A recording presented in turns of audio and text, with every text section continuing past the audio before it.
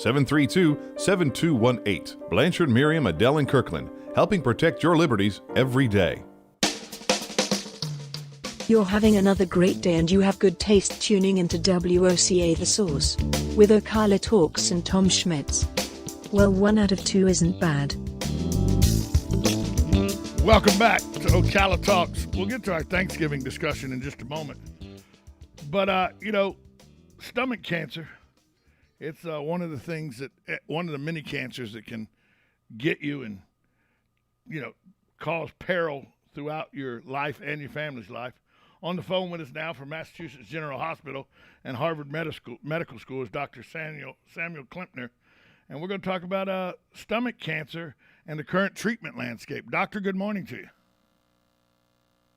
Morning. Thanks for having me. Let's talk for a minute about, we know about lung cancer, about prostate cancer. Give us a brief overview of stomach cancer because, a lot of people may not know a lot about stomach cancer.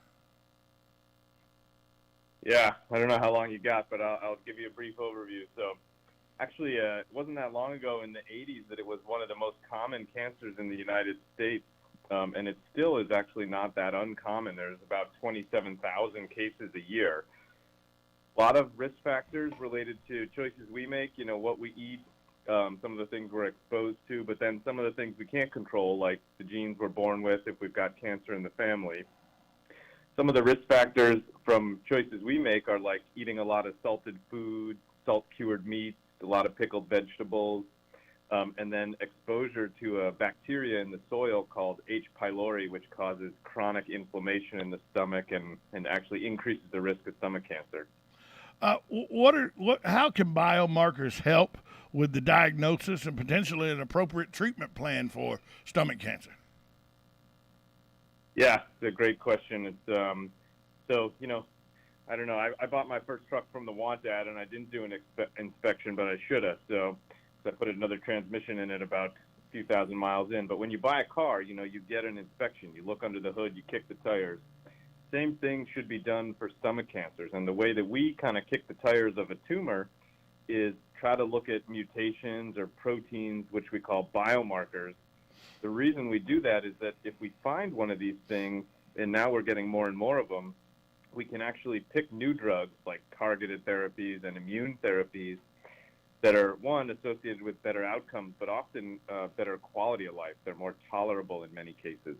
So we've got some that we know about, like HER2 and PD-L1 and MSI, and then some that are coming down the pipeline, like Claudin 18.2 and FGFR2. So take-home message is that, the more we can know about any person's tumor through biomarker testing, the better chance we have of picking the best therapy for that patient.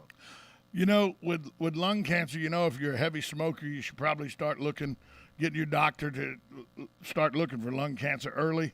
If it was always 50, but now it's about 45 where you get your first hard look as a man for prostate cancer. Is there a time where you start where your radar goes up for stomach cancer to start getting checked to see how you're doing, or is it something that just you through blood tests and all, it's something that they run up a red flag and then they discover you have stomach cancer, or is it something that we should get tested for on a regular basis at a certain age time? Yeah, so in the future we may get to a place where we have more of a routine screening, but right now in the United States we don't have a screening for stomach cancer. Parts of the world do, like Korea and Japan, but not in the United States. So most of our stomach cancer cases are diagnosed, like you said, people come in with a symptom. Usually that's weight loss, feeling full very quickly after eating, blood in the stool. These are all things that can suggest a problem in the stomach, and then it's up to the providers and the patients to sort of have that discussion. But those are the main red flags that lead to diagnosis. Some people who have chronic, like stomach ulcers, they get followed by endoscopies, but most patients come in because they had a symptom, and then we find the cancer. Is it something that may, in the near future, that the Food and Drug Administration or whoever it is that's in charge of overseeing these kind of preemptive tests are going to allow in the United States? Yeah, it's kind of complicated because it depends on how common is the cancer and what kind of tests do we have. But more and more we're getting better at some blood-based testing where, in the future we may be able to take a blood draw and say you have an increased risk of this cancer, and then if the blood test is abnormal, then go and get an endoscopy to confirm. So we're getting there. We're definitely making a lot of progress, but right now we don't have an approved test to screen for stomach cancer. What are some of the things we can do as a society to preempt maybe stomach cancer, like maybe some of the habits we have now that we could change that would lead to better situations so we don't have as many things, like you said, with the way we eat and all? What are some of the things we could change that might help in taking the numbers of stomach cancer lower? Yeah, so no doubt we can all live healthier, but at the same time we don't want to take away that periodic steak or that beer on the weekend. We got to be realistic, and so diets that are very rich in certain things do increase the risk of stomach cancer, and those are things like salted foods, salt-cured meats, smoking, a lot of alcohol. Obesity is probably one in the U.S. that is something we can really work towards, reducing the risk. And really, it's balance, and when we've learned from other countries where the stomach cancer is more common, H. pylori, which is a bacteria that increases the risk, is something that maybe someday we'll be testing for on like a population scale where we test everyone, because there's some data that suggests that if you find that early and you can kill the bacteria with treatment, then you might reduce the risk of getting a future stomach cancer. So that may be something that's coming more common in the United States as well. Is belly fat in general something that could be a precursor to leading to stomach cancer? Because, a lot of people say, oh, I got that beer gut, or, oh, I got the belly fat that I can't get rid of. Is that one of the things that you can, if you try to alleviate that, you would take your chances of stomach cancer down some? Yeah, I think probably it's true. So abdominal fat is associated with several conditions.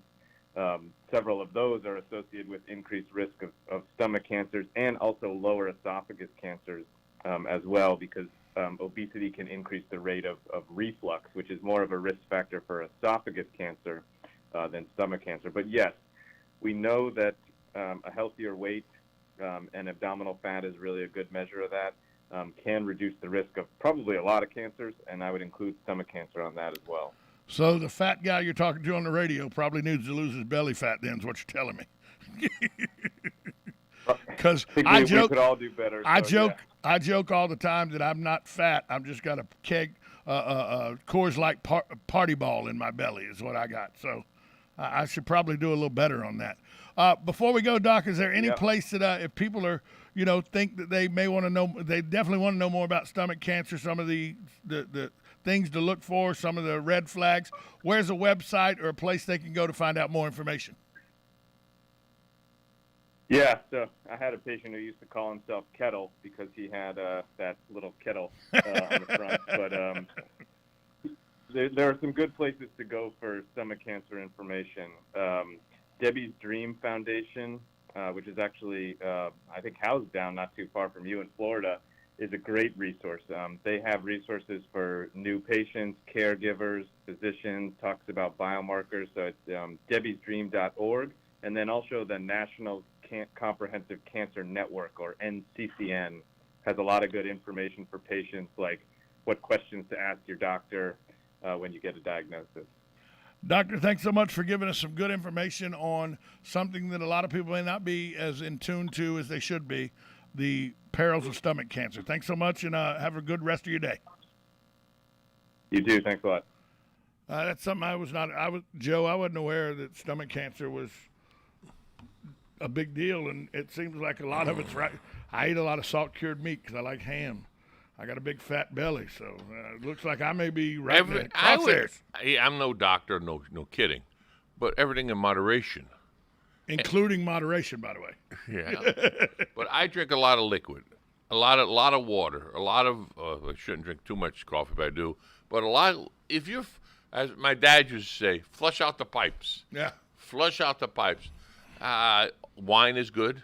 I feel very good. I tell you, I did a liver cleanse the last 2 weeks. I didn't drink alcohol or anything. I feel a lot better, actually. Feel a lot better. Oh, good. And I get a buzz quicker now because I didn't drink for 2 weeks. No, that doesn't work. It's not how it works. Not how it No, works. That's not how it works. Maybe that I was doing tequila shots. I bet Maybe, that's yeah. something. No, yeah, I was going to say that. We're going to take a break, come back, tell you what's on our Thanksgiving tables, what might be on yours. To wrap up, Ocala Talks on a Monday. You're listening to 1370 AM, 96.3 FM, WOCA, The Source. What's going on in the downtown area with Ocala Downtown Newspaper? Delivering thousands of newspapers to businesses in the downtown area, Ocala Downtown is there to keep you informed. They even have Tom's Picks, a free referral for people who are looking for a company to do work for them. Tom's Picks will refer the company that fits your needs, and all we ask in return is that you tell them where you heard about it. It's simple. For more info, just call Tom's Picks, 352-804-1223, and pick up your copy of the Downtown Ocala newspaper today. And now read Ocala Downtown newspaper online. Think you know Dex Imaging? Think again. In the office, streamlining communications. In the field, delivering top-notch service, enhancing productivity, and reducing downtime. In the data center, a part of the growing digital document revolution. In the world of business, supporting entrepreneurs and helping companies grow. In the forefront of technology, developing cutting-edge document management solutions. So if you think you know Dex Imaging, you don't know Dex.